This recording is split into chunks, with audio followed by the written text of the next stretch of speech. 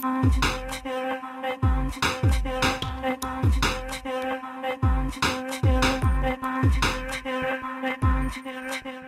movement has raised nearly $5 million so far and more than $38.1 million last year alone.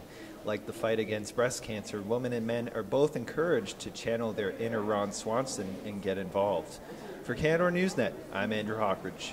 The tour will visit more than 100 communities across the country before delivering the prize trophy to Toronto for the Grey Cup game. For Canada Newsnet, I'm Andrew Hockridge. In the process, the college has also removed a large number of bulletin boards in the hallways. This is intended to declutter the building and complement the new look. For Canada Newsnet, I'm Andrew Hockridge. Paws were literally up in the air when Canada's Own found out she was going to New York to appear on national television. Graphic design student Sarah Carson and her 14-month-old border collie named Hero paid a special visit to David Letterman last week. Hero competed in a segment called Stupid Pet Tricks, but what Hero did was far from stupid. In fact, more amazing.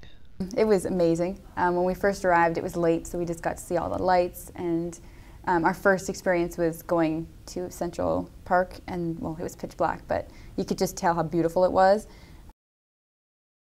Ontario Northland, which transports people and freight, has been around for more than 100 years and employs nearly 1,000 people across northern Ontario.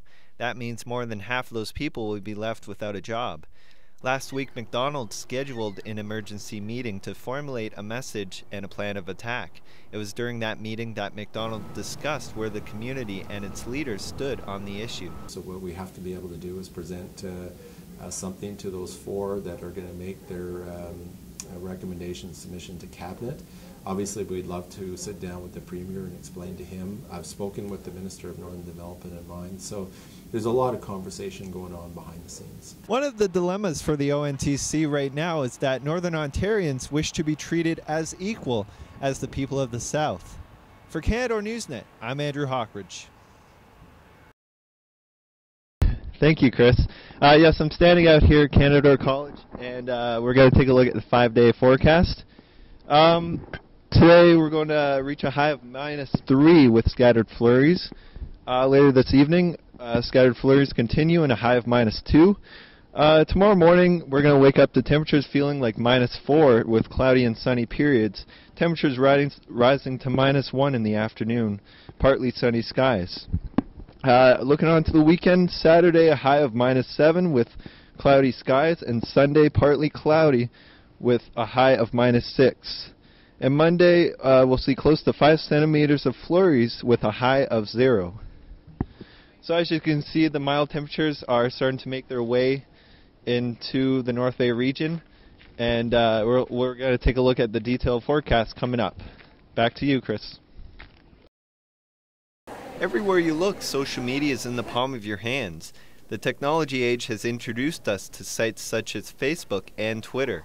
College students here at Canada are using it for multiple uses too. I'm in criminal justice, so I use it to keep in contact with the criminal justice office and students in the office as well. Throughout the years, social media has come to play a vital role in our lives, and now the college is focusing mainly on social media to connect with students.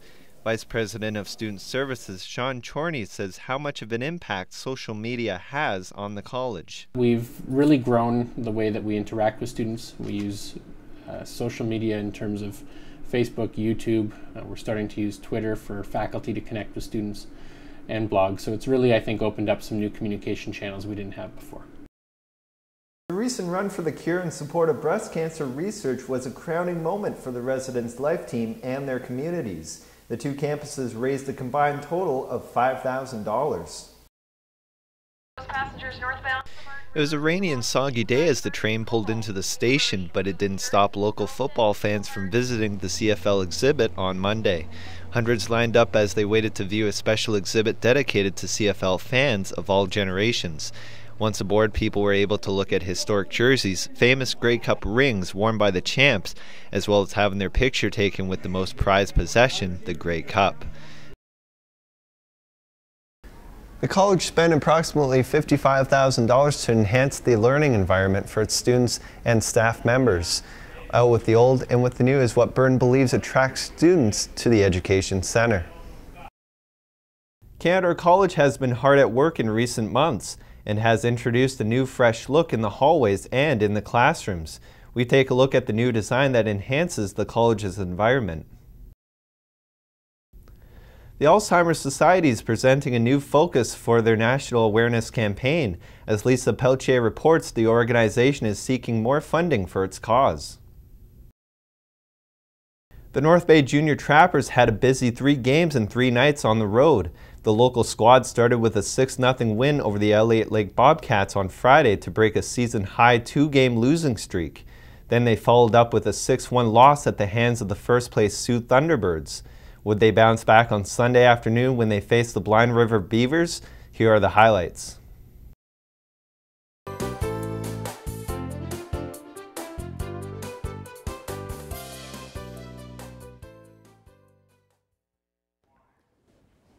In the news today, millions of people are bracing for impact as Hurricane Sandy sweeps through southern Ontario.